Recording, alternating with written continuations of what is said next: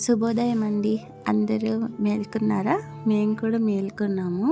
ఇదిగో ఆడవాళ్ళు ఫస్ట్ లేచిన తర్వాత అరచేతిలో చూసుకొని భూదేవికి నమస్కరించుకొని ఇంకా తర్వాత ఇంట్లో వాళ్ళని చూసి తర్వాత మొదట పట్టుకునేది మాత్రం చీపురునే కదండి.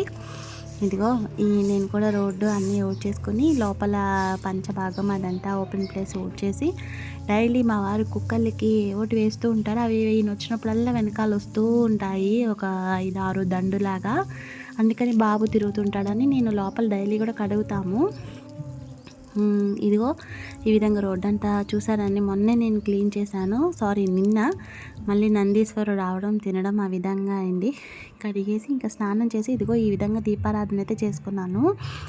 ఇంకా బ్రేక్ఫాస్ట్కి అయితే దోసపిండి తెచ్చారండి. దోసపిండి వేయలేదు, తెచ్చిన పిండి ఇది. మీరు నమ్ముతారో నమ్మరో, నేను ఇంతవరకు బయట కొన్న దోసపిండి ఎప్పుడు కూడా యూజ్ చేయలేదండి. ఈ మధ్య పనుల వల్ల కానీ ఏంటో కానీ ఇంకా దోసపిండి ఇంట్లో వేయట్లేదని మా ఇంట్లో వాళ్ళు ఫిక్స్ అయిపోయినారో ఏమో. బయట నుంచి దోసపిండి అయితే తెచ్చారు. చూడాలి ఎలా ఉంటుందో. నేను ఇంతవరకు యూజ్ చేయలేదండి. ఏదైనా ఇంట్లో వేసుకుంటేనే బాగుంటుందండి. కాకపోతే దోసపిండి నన్ను అడిగితే గ్రైండర్లో వేసుకుంటేనే బాగుంటుందండి మెత్తగా. లేదు ఈ పిండి కూడా బాగుంటుందని అన్నారు వాళ్ళు. మిక్సీలో ఏమైనా నేను వేయలేను. ఇంకా సరేలే అని ఇంకా దోసపిండి అయితే గిన్నెలోకి తీసుకొని దానికి సాల్ట్ అది వేసుకొని పక్కన పెట్టేసుకున్నాను. బాగుంటుంది దోసపిండి అని అన్నారు ఇక్కడ. సరే చూద్దాము, బాగా మెత్తగా మెదిగి ఉంటుంది పిండి అన్నారు. ఇంకా మనము దోసపిండి ఎలా అయినా మనము అది పులిసిపోయినా మనం వాడతామనుకోండి. ఇంకా చెప్పాలంటే మనం పొంగనాలకి వాటికి మనం పులి పెట్టిన మజ్జిగ అన్నీ ఉల్లిపాయ పచ్చిమిరపకాయ అల్లం అలా వేసుకొని ఇంకా అదే టేస్ట్ అనుకుంటాం కదా. సరే ఇప్పుడైతే పక్కన పెట్టాను దోసపిండి. ఇంకా మా ఫ్యామిలీ వాళ్ళు లేచినారు. ఇంకా వాళ్ళకి కాఫీ ఇద్దామని ఇదిగోనండి కాఫీ ఈ విధంగా చేస్తున్నాను. ఫిల్టర్ కాఫీ అండి మేము. నాకైతే కాఫీ అలవాటు లేదండి, కానీ నేను ఎవరికైనా కాఫీ ఇచ్చేటప్పుడు బాగా ఈ విధంగా నురుగ రావాలని నేను ఫీల్ అవుతూ ఉంటాను. ఇట్లా నురుగు వస్తే అవతల వాళ్ళకి కూడా సాటిస్ఫాక్షన్ ఉంటుంది అని నా ఫీలింగ్ అండి. నురుగు వస్తే అందులో టేస్ట్ అనేది బాగా కాఫీలోకి దిగుతుందనేసి నేను విన్నాను. అందుకే ఇలా నురుగు వస్తేనే నాకు కాఫీ కూడా ఇవ్వబుద్ధి అవుతుంది. ఇంకా వాళ్ళ కాఫీ తాగిన తర్వాత వాళ్ళకి దోశలు వేసి పెట్టేశాను.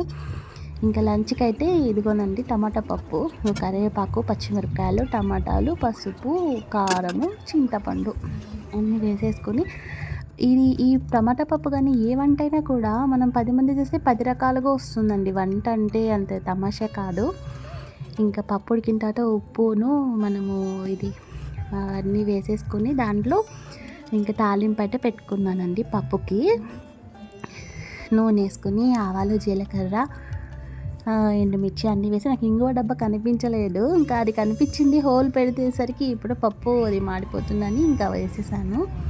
ఇదిగో ఈ విధంగా వేడి అన్నము, టమాటా పప్పు, ఇది మన మామిడికాయ పచ్చడి, అలాగే మజ్జిగ పులుసు, ఈ రెసిపీలన్నీ నేను షేర్ చేశానండి. చూడండి ఈ విధంగా చేస్తే బాగుంటుంది. ఈ విధంగా మా లంచ్ కంప్లీట్ అయింది మధ్యాహ్నము. ఇంకా సాయంత్రం సంధ్య కసువులు అన్నీ కొట్టేసుకుని మళ్ళీ దేవుడికి దీపారాధన యథావిధిగా చేసుకున్నాను. ఇంకా నైట్కు మనము ఉప్మా చేసుకున్నామండి. మోస్ట్లీ బ్రేక్ఫాస్ట్ చేసుకుంటాం నైట్, చపాతీ ఆర్ గోధుమ ఉప్మా ఏదో ఒకటి బ్రేక్ఫాస్ట్. ఇంకా శివరాత్రి వస్తుంది కదండి, ఇంకా 1 డేలో శివరాత్రి లిటరల్లీ మేము వెయిట్ చేస్తున్నాము. ఇంకా ఎలా చేసుకోవాలని చాలా ఇష్టమైన పండగ, పెద్ద పండగ. ఆ పరమేశ్వరుడి కృపా కటాక్ష వీక్షణాలు అందరిపై ఉండాలని మనస్ఫూర్తిగా కోరుకుంటూ ఇదిగో ఈరోజు మా సోమవారం ఈ విధంగా గడిచిందండి. థ్యాంక్స్ ఫర్ వాచింగ్ అండి. శుభరాత్రి.